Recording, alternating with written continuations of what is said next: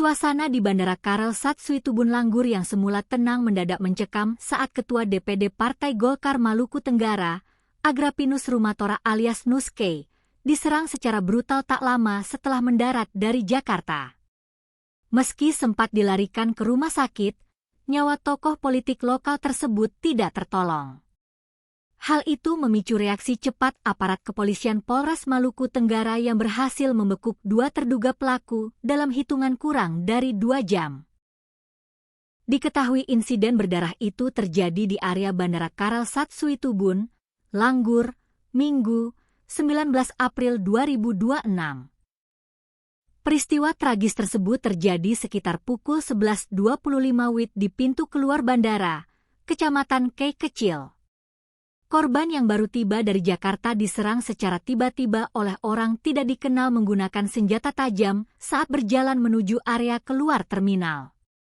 Kabid Humas Polda Maluku, Kombes Pol Rositah Umasugi, membenarkan kejadian tersebut.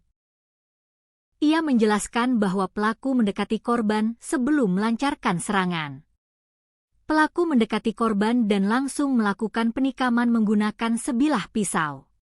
Setelah itu pelaku melarikan diri dari lokasi kejadian, ujar Rositah dalam keterangan persnya, Minggu sore, 19 April 2026.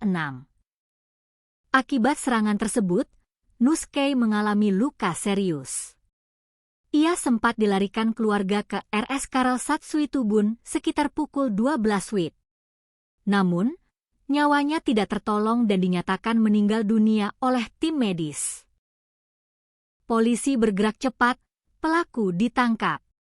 Menindaklanjuti kejadian tersebut, Kapolres Maluku Tenggara, AKBP Rian Suhendi, langsung memimpin olah tempat kejadian perkara, TKP, pengumpulan keterangan saksi, serta pengejaran terhadap pelaku.